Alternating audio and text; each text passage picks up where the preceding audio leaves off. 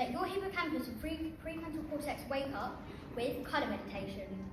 So, I'd like you to sit or lie down comfortably. Take some time to position yourself so you will not be distracted. Gently close your eyes if you wish, or drop your gaze to your lap. Let's focus on your breath now. Can you take 5 deep breaths? Out. In. Out. In. Out. In. Out. Now, letting your breathing return to normal, I'd like you to try and just focus on how each breath feels.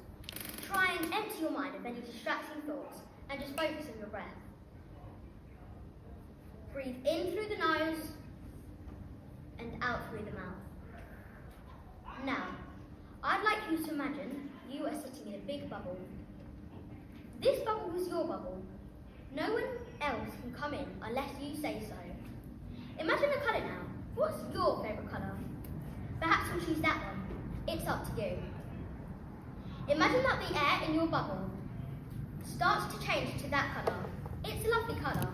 It makes you feel safe and happy. Now, imagine that the air in front of you is turning into that colour. Each time you take a breath, that coloured air is coming into your body. Imagine it spreading all through your body. It is in your stomach, your legs, your arms. It is everywhere. The coloured air makes you feel relaxed, safe, and happy. Keep focusing on your breath now and how it feels to have the coloured air coming in through your nose and out through your mouth. Let's count 5 colourful breaths and 5 colourful out breaths. In and out. In and out. In and out. In and out. In and out. When you're ready, imagine stepping outside of the bubble. Your body is still full of that calming, happy coloured air. In your own time, open your eyes and notice how you feel before getting up.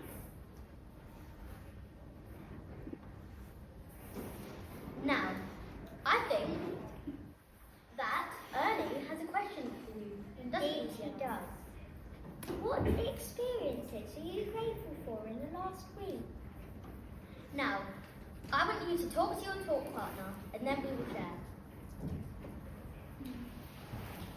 I'm grateful for my friends and family.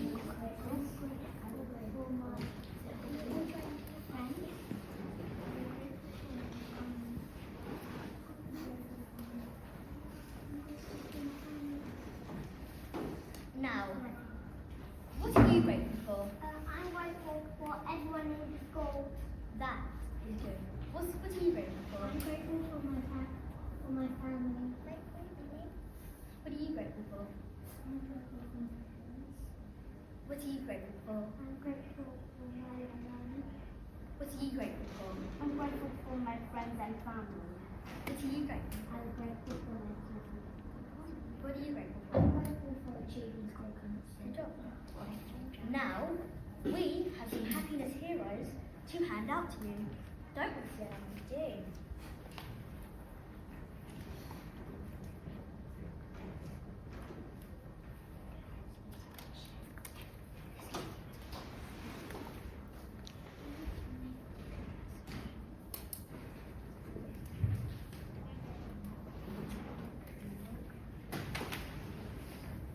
Now, do one of you want to tell us what that says?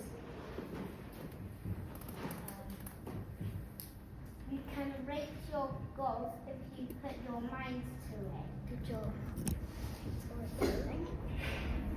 And now, because you're all great, you're all fantastic and great listeners, we'd like to hand out some stickers.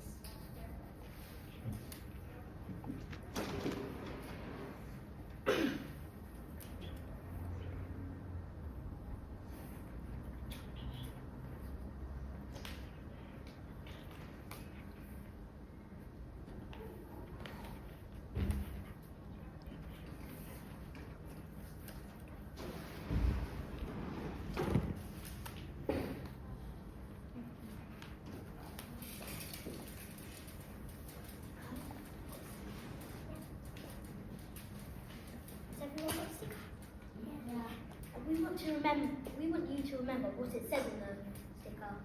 Love and kindness. Thank you. Thank you. He was a kind and funny boy who had lots of friends. Charlie lived in a big blue house and was lucky to have a big garden and lots of fields to play in. He loved to be outside, especially in the sunshine, and he was always looking for adventure. One day, he decided to go exploring in the garden. He told his mummy and daddy, and they said, "Have fun, but make sure you stay where we can see you." Soon after, Charlie spotted an amazing rainbow in the field behind him. It looked amazing, and he was desperate to see if there was a pot of gold at the end of it. He knew he wasn't supposed to leave the garden, but he thought that as long as he kept looking back to see where he was, he would be okay. So off he went looking for the pot of gold.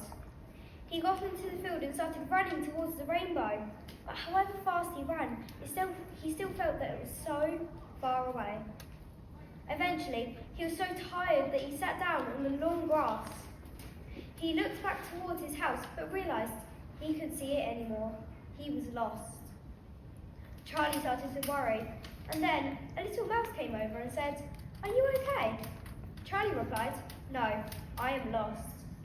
The mouse said, "Don't worry, if we work together, we can solve this problem."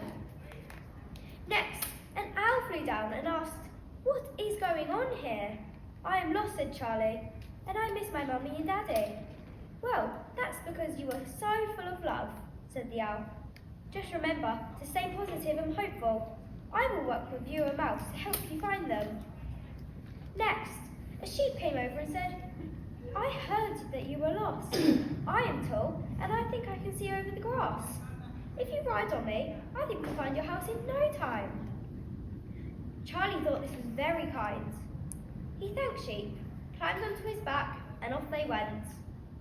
Soon after, Charlie spotted his house in the distance. "That way," Charlie shouted.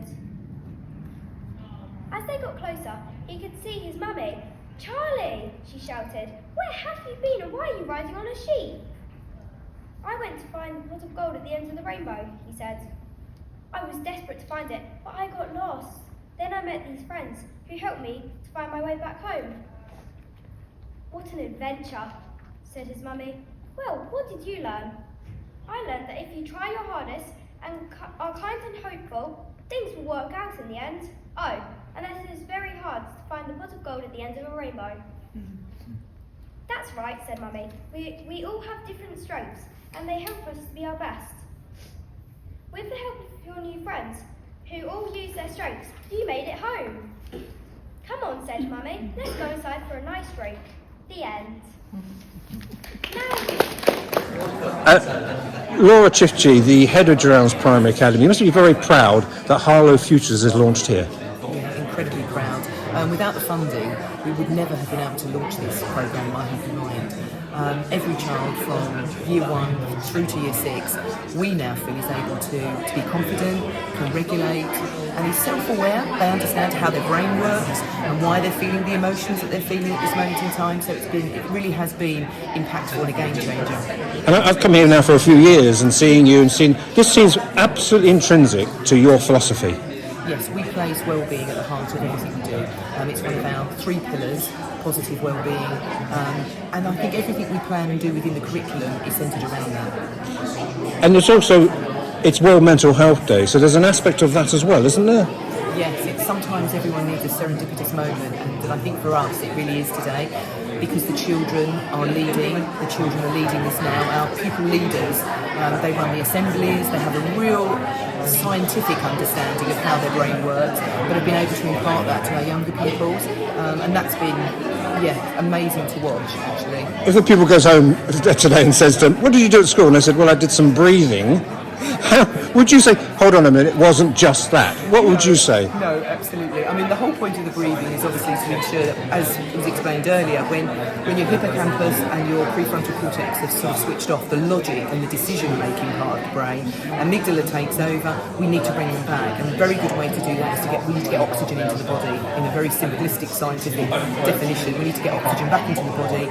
So the breathing activities allows the children to stop, to participate in the breathing activities, oxygen returns, amygdala, prefrontal cortex wakes up, and as does the hippocampus, and logic and decision making prevails. Because we're talking about how to deal with, it's coming, folks, it's here now for you, or it'll be when you're 15, 20, 21, stress, dealing with, and just life, isn't it? Oh, totally. And more employers now are looking for those real sort of social and emotional skill set. Can children, can adults, as they enter employment, are they resilient?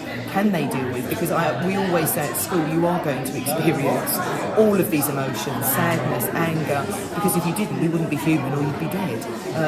We do experience that, but at school we have to teach children the resilience, and I think My Happy Mind has been the catalyst to that, to being able to teach children. It does provide a toolkit. And I asked Councillor McKinley this, how will you gauge whether this is successful or not?